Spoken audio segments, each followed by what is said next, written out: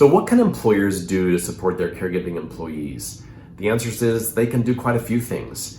We made a strong recommendation in our previous section for employees who are caregivers to talk to their employers. And this is why. The employer may have things they can do to assist, but the employees may not know to ask or may decide not to ask before they make their decision to step back in some way from their work. Fidelity's 2021 study reported that 64% of working caregivers said they'd not ask their employer whether specific benefits or accommodations were available. They hadn't even asked. In that same Fidelity report, the following 6 categories of accommodations were identified at the frequency or percentage listed here.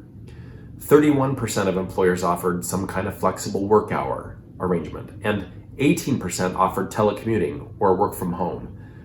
This number is rising as the world of work is changing since the COVID-19 pandemic. 25% of employers offered reduced work hours. 12% offered some kind of paid leave of absence, and 22% offered an unpaid leave.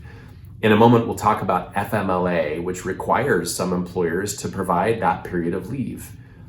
And lastly, 7% of employers provided a form of counseling, information, referral services, or some other type of employee assistance program. Now, admittedly, these numbers are probably smaller than we might wish. In fact, nearly 3/4 of working caregivers said that they wish their employer offered more flexibility. But remember that previous section where we said that a sizable majority of working caregivers felt their employer was overall supportive. Having conversations with employers is the takeaway. They may be able to do a lot more than we think. Let's turn our attention for just a few minutes to FMLA. Working caregivers often hear about FMLA. We could devote an entire hour or more to FMLA. This is just a very high-level summary with the 6 points that you'll see here on this slide. FMLA stands for the Family and Medical Leave Act. It was passed in 1993. Its purpose is to allow employees to take a job-protected leave for family and/or medical reasons with the continuation of group health coverage during the leave. Point 1 there is the time period. FMLA provides for 12 weeks of unpaid leave during a 12-month period. Note that this is unpaid leave, though point 2, you may be able to use your company's paid leave already in their policies while you're on the FMLA leave. Point number 3 is not meant to be vague. It's just that there are certain circumstances that will qualify you for FMLA and certain circumstances that will not make you eligible. These circumstances are based on you, the time worked with an organization, your status as a veteran or service member, the reason requested for the leave, and other factors.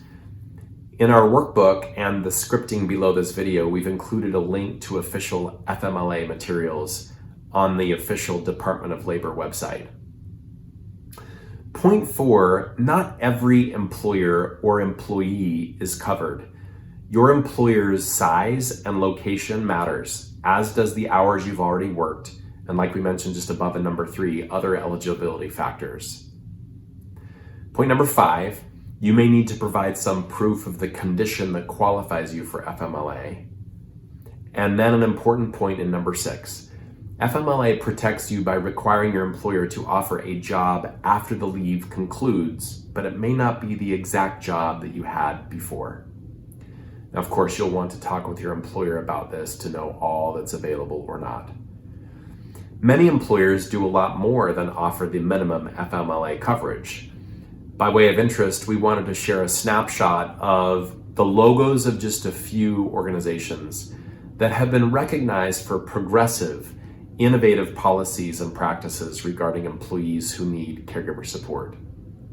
From providing assessments of the actual recipient of care, to providing flexible work arrangements, reimbursement for respite care, and coaching through the whole navigation of the caregiving landscape, companies who want to retain employees are starting to do more to reach out to working caregivers, knowing that their situation is much more prevalent than it used to be and that it needs to be addressed.